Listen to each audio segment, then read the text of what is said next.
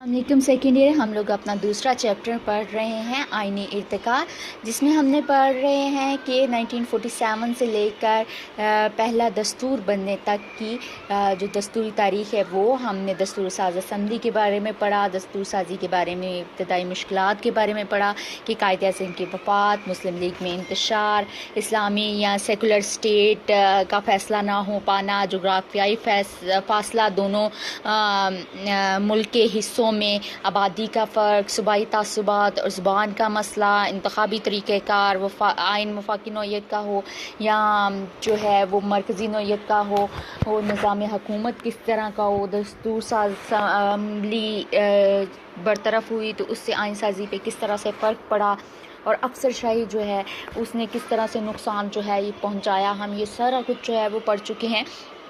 आज हम देखेंगे आपका वेरी इंपॉर्टेंट क्वेश्चन जो है इस चैप्टर का, वो है पाकिस्तान के इब्तदाई मसाइल। आज हम पाकिस्तान के इब्तदाई मसाइल के हवाले से देखेंगे। ममलकत खुदादाद पाकिस्तान जो कि 14 अगस्त 1947 को वजूद में आई, हम देख रहे हैं कि उसको अंदरूनी और बैरूनी लिहाज से बहुत सारे मसाइल का सामना था। इस्लाम के नाम पर वजूद पाने वाली ये ममलकत जो है हिंदू कौम को किसी तौर पर भी काबिल कबूल नहीं थी। हिंदू लीडरों को यकीन था कि कमज़ोर और कटा फटा पाकिस्तान जल्द या बदेर भारत में दोबारा शामिल होने पर मजबूर हो जाएगा। कायदे आज़म और मुस्लिम लीग के जायज़ मुतालबे के सामने बरतानिया की हुकूमत ने घुटने तो टेक दिए। आखिरी वाइसराय लॉर्ड माउंटबेटन ने तकसीम बरसगीर कुछ इस अंदाज में की कि पाकिस्तान के लिए बहुत सी मुश्किलात जो हैं वो पैदा होगी। ये मुल्क खुदाए बरहक की बरसगीर के मुसलमानों के लिए एक ख़ास अनायत है और इसी की मदद से पाकिस्तान का वजूद जो है वो बरकरार है, वरना इसके मुखालिफिन ने हम देखते हैं कि अपने तौर पर इतनी साजिशें की हैं और इतनी मुश्किलात पैदा की हैं कि इसका जो है वो वजूद रहना बहुत मुश्किल बना दिया। सबसे पहले तो हम देखते हैं पंजाब और बंगाल की तकसीम के हवाले से।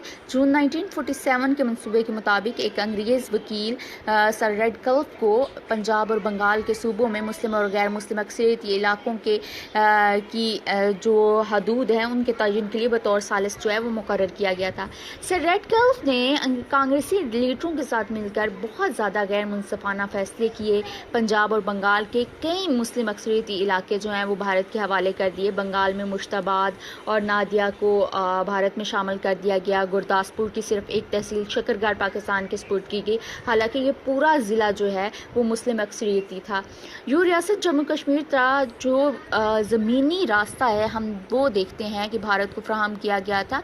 गुरदासपुर के अलावा जालंधर, फिरोज़पुर, फाजला और ज़ीरा के इलाके भी भारत को मिल गए। बंगाल और पंजाब में इस गैर मुनसफाना तकसीम ने पाकिस्तान के लिए बहुत सख्त मुश्किलात जो हैं वो पैदा कर दी थी। दूसरे नंबर पे हम देख रहे हैं रियासतों का इल्हाक। तकसीम बरसगीर 3 जून 1947 के मंसूबे को जो कि हमने पढ़ा है, हमने देखा कि रियासतों के बारे में ये डिसीजन लिया गया था कि रियासतें जिस भी मुल्क में शामिल होना चाहें, जिसके साथ भी इल्हाक करना चाहें वो इल्हाक कर सकती हैं और वो इस सिलसिले में आज़ाद होंगी।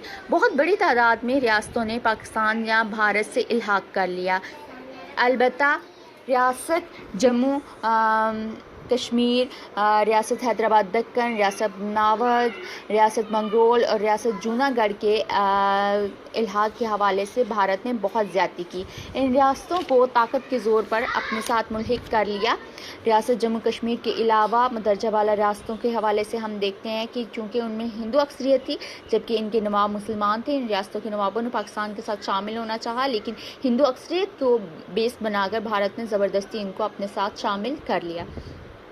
जब हम बात करते हैं रियासत जम्मू कश्मीर की, हम देखते हैं कि ये मुस्लिम अक्सरियती रियासत थी और इसके अवाम पाकिस्तान में शामिल होने के लिए बेताब थे। रियासत का राजा चूँकि हिंदू था इसलिए तकसीम के वक्त इसने पाकिस्तान से इल्हाक करने में थोड़ा लेतोलाल से काम लिया। भारतीय फ़ौज ने इस दौरान में रियासत में अपनी फ़ौजें उतार दी। 1948 में मुजाहिदीन कश्मीर ने रियासत का इलाका आज़ाद कश्मीर के नाम से राजा के कंट्रोल से आज़ाद करा लिया। अक़वाम मुत्तहिदा की मुदाखलत पर फैसला हुआ कि रायशुमारी कराई जाएगी और कश्मीरी अवाम की मर्ज़ी के मुताबिक इनके मुस्तक़बिल का फ़ैसला हुआ।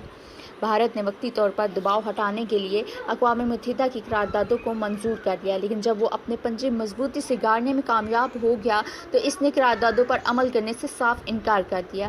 ریاست جموں کشمیر میں آزادی کی جدوجہد ابھی تک جاری ہے اور ماضی میں پاکستان اور بھارت کے درمیان 4 جنگیں اور بہت ساری جھڑپیں ہو چکی ہیں، لیکن یہ مسئلہ ابھی تک حل طلب چلا آ رہا ہے۔ پھر ہم دیکھتے ہیں مہاجرین کی آبادکاری کے حوالے سے، تقسیم کے بعد پنجاب اور بنگال کے ہندو اکثریتی علاقوں سے مسلمان پاکستان کی طرف ہجرت پر مجبور ہو گئے۔ بھارت کے صوبہ بہار سے بھی مسلم مشرقی پاکستان پہنچے۔ مہاجرین کی تعداد 1 کروڑ کے قریب تھی۔ پاکستان میں ان مسلمانوں کے خاندانوں کو بسانے، ان کو خوراک مہیا کرنے کا ایک بہت بڑا مسئلہ تھا۔ ہندو اور سکھ بلوائیوں نے بے شمار مسلمانوں کو سفر کے دوران راستے میں ہی شہید کر دیا تھا اور ان کا مال و اسباب لوٹ لیا تھا۔ حکومت پاکستان کے لیے مہاجرین کی آبادکاری ایک بہت بڑا مسئلہ بنی۔ حکومت کے وسائل کا بڑا حصہ ان کے لیے جو ہے ہم دیکھتے ہیں استعمال ہو گیا۔ تو دوسری طرف ہم دیکھتے ہیں کہ انتظامی مشکلات جو ہیں وہ بہت زیادہ تھی۔ پاکستان میں شامل ہونے والے علاقوں میں تقسیم کے بعد انتظامی مشینری بالکل نہ ہونے کے برابر تھی۔ ہندو اور سکھ ہندوستان چلے گئے، زیادہ تر سرکاری محکموں میں وہی ملازم تھے۔ ہندوؤں اور سکھوں کے جانے کے بعد دفتروں میں خلا پیدا ہو گیا، دفاتر میں فرنیچر، کاغذ، ضروری سامان بالکل موجود نہیں تھا۔ قائد اعظم اور ان کے ساتھیوں نے نئے سرے سے سارا نظام قائم کیا۔ جو تھوڑے بہت مسلمان افسر اور ملازمین تھے انہوں نے ذمہ داریاں اٹھا لیں، دن رات کام کیا اور مشکلات کے باوجود ایک عزم کے ساتھ حالات پر قابو پایا۔ یہ وہ دور تھا جب مسلمانوں نے جو ہے ہم دیکھتے ہیں کہ عمارتیں بھی نہ ہونے کی وجہ سے کھلے آسمان تلے بھی دفتر بنائے۔ یہ وہ دور تھا جب کاغذ اور فرنیچر نہ ہونے کی وجہ سے انہوں نے جو ہے اپنا سارا کام باہر درختوں کے چھاؤں تھلے بیٹھ کے بھی کیا۔ بھارتی سازشیں اس کے ساتھ ہم دیکھتے ہیں کہ بھارت کے سیاسی رہنماؤں نے ماؤنٹ بیٹن اور ریڈ کلف کے ساتھ مل کر جو ہے پاکستان کو کمزور کرنے کی سازش کی تھی۔ ان کا خیال تھا کہ یہ ملک زیادہ دیر تک قائم نہیں رہ سکے گا۔ اس گھناؤنے مقصد کی تکمیل کے لیے قیام پاکستان کے بعد بھی بھارت نے سازشوں کا سلسلہ جو ہے وہ جاری رکھا۔ مختلف ہیل و بہانوں سے پاکستان کی معاشی حالت کو بگاڑنے کی کوشش کی، پاکستان کے لیے ہر پہلو میں مشکلات پیدا کی اور سرحدوں پر ایسے حالات پیدا کیے کہ پاکستان کو اپنے وجود کو قائم رکھنے کے لیے دفاع پر کثیر رقوم جو ہیں وہ خرچ کرنا پڑ گئی تھیں۔